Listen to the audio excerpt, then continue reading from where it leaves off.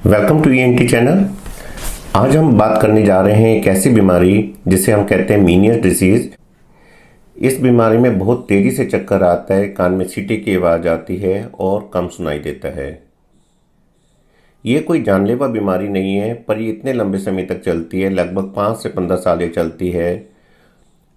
40 से 60 साल में यूजुअली स्टार्ट होती है और पर ये बच्चों में भी देखी जाती है, बूढ़ों में भी देखी जाती है। बहुत अलग अलग तरीके से प्रेजेंट करती है। जरूरी नहीं है जो इस बीमारी के 3 प्रमुख लक्षण हैं, कम सुनाई देना, चक्कर आना, कान में सीटी बजना, कि सारे लक्षण एक साथ हो। जब ये आती है तो हो सकता है इसमें से कोई एक लक्षण जैसे चक्कर आना या सीटी के आवाज़ देना बस एक बहुत हल्का सा लक्षण हो।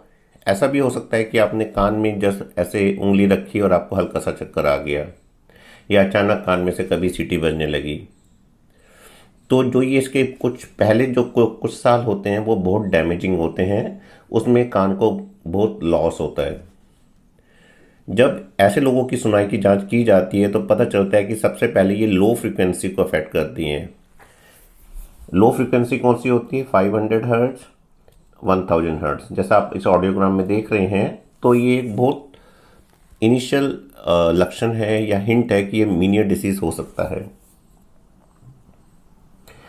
इस बीमारी में एक और ख़ास बात है कि व्यक्ति को पहले पता चल जाता है कि उसको चक्कर आने वाले हैं या उसको अटैक होने वाला है, तो वो व्यक्ति को संभलने का मौका मिलता है। बट 10% केस ऐसे भी होते हैं कि जिसमें अचानक व्यक्ति बिना कोई होश खोए ज़मीन पे गिर जाता है, जिसे हम टुमारकिन क्राइसिस कहते हैं।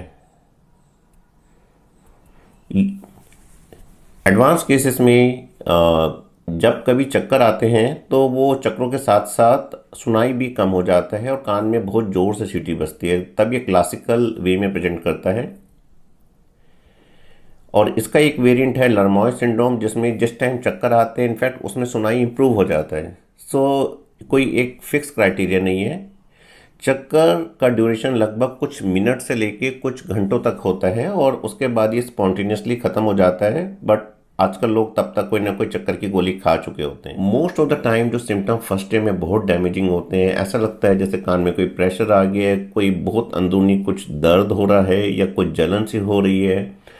इस कंडीशन में व्यक्ति को कई बार बहुत तेज़ी से सुनने लगता है और उसको कोई साउंड टॉलरेट नहीं होती। ये बहुत शुरुआती लक्षण है। कान में सीटी की आवाज़ आती है, सुनाई कम देता है और कई बार बहुत तेज़ी से आवाज़ होने से अचानक उसको इम्बैलेंस हो जाता है, चक्कर आते हैं और कई बार बहुत वेग से सिम्टम होते हैं। स्टार्टिंग धीरे धीरे पैटर्न एस्टैब्लिश होता है। कुछ दिनों कुछ हफ्तों बाद चक्कर रिपीटेडली आते हैं और एक पैटर्न एस्टैब्लिश होता है और उसमें उसको लगता है कि कोई कान भारी भारी होगा, तो वो अपने इस अटैक्स को पहचानने लगता है। ये बीमारी शुरुआत होती है तो ये देखा गया है कि 10% केसेस में ये बीमारी दोनों तरफ होती है और जैसे जैसे बीमारी प्रोग्रेस करती है तो लगभग 40% केसेस में दूसरा कान भी इन्वॉल्व हो जाता है।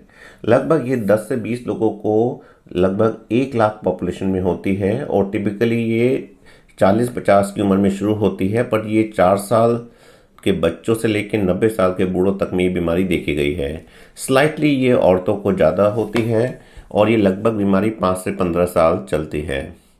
और जैसे मैंने बताया कि ऑडियोग्राम में लो फ्रीक्वेंसी हियरिंग लॉस मिलता है और इसमें जो कान में सीटी की आवाज़ होती है बहुत हाई पिच नहीं होती, बहुत सुरीली टिनाइटस नहीं होता। टिनाइटस मतलब कान में कुछ अलग से आवाज़ आना जैसे सीटी की आवाज़, वो लो पिच टिनाइटस होता है क्योंकि लो फ्रीक्वेंसी हियरिंग लॉस होता है।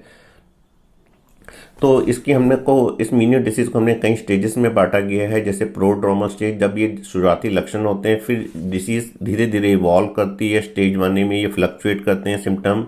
तो इसी कारण से इनकी सुनाई की जांच वक्त वक्त पे होनी चाहिए। तो आप देखेंगे कई बार सुनाई इंप्रूव हुई है, बट ज़्यादातर केस में ये धीरे धीरे डिटोरेट करती रहती है। फिर एक स्टेज ऐसी आती है कि वो व्यक्ति बहुत डिसेबल सा महसूस करने लगता है और कुछ सालों बाद ये डिसीज स्टेबल हो जाती है कि इतना बॉदर नहीं करती, अब once in a while attack आने लगते हैं और लास्ट स्टेज में दूसरा कान भी इन्वॉल्व होने लगता है।